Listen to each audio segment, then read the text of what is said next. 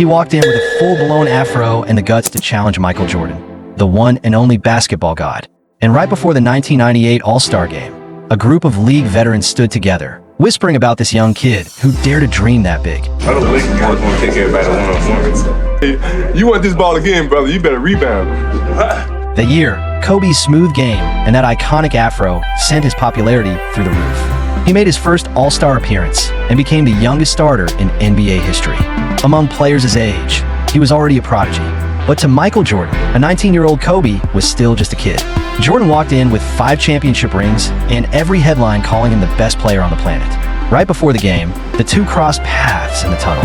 Neither said a word, but both knew this All-Star game was going to be a one-on-one statement. Just 7 days earlier, they had already faced off. The Bulls were in LA, and Kobe opened the game by pressing up on Jordan. Jordan still dropped a game-high 31. Kobe finished with 20, and that night, he made himself a promise. I'm gonna make Jordan notice me. Then came the 1998 All-Star Game at Madison Square Garden. Kobe wasted no time. He showed off his explosiveness with one soaring dunk after another. And the media started asking the question out loud. Is Kobe the one who will take Jordan's throne? In the second half, Jordan decided it was time to teach the kid a lesson. He caught the ball in the corner, backed Kobe down, rose, and hit a clean fadeaway. Vintage Jordan. Next possession, Kobe came right back at him. Karl Malone started to move in for a screen, but Kobe waved him off. I've got it. He tried the exact same move, turn, fade, release, but the shot rimmed out. A few possessions later, Kobe was still hunting the matchup. He finally buried a 3 right over Jordan and let it sink in. By the end of the third quarter, Kobe had 18, one more than Jordan. But West head coach George Karl didn't like how Kobe was dominating the ball. So in the fourth quarter, Kobe stayed glued to the bench. The game ended with Jordan dropping 23 points and 8 assists, leading the East to the win and taking home All-Star MVP. And afterward, Jordan walked over to Kobe and handed him his phone number. But on top of that, he said, if you ever need anything, give me a call. Jordan was on the hunt for his 6th championship. The Bulls weren't as dominant as they had been in earlier years, but Jordan was still the league's most unstoppable scorer.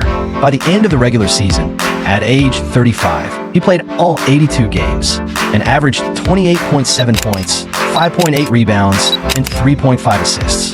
He claimed his 10th scoring title and edged out Karl Malone to take back the MVP trophy. Chicago finished 62-20, tied with the Utah Jazz for the best record in the league. Then came the playoffs. First round, the New Jersey Nets. Most people expected a one-sided sweep until Jason Williams exploded, grabbed 21 rebounds, and dragged the game into overtime. With the clock winding down, Jordan stepped in again. He jumped a passing lane, ripped the ball from Kerry Kittles, and finished with a gliding and-one dunk to seal the win. Chicago survived by 3. Game 2, Jordan dropped another 30-plus. 3 games later, the Bulls completed the sweep. Second round, the Hornets. Jordan opened the series with a scorching 35, but the real twist came from B.J. Armstrong. Once a Bull himself, he knew the triangle inside out.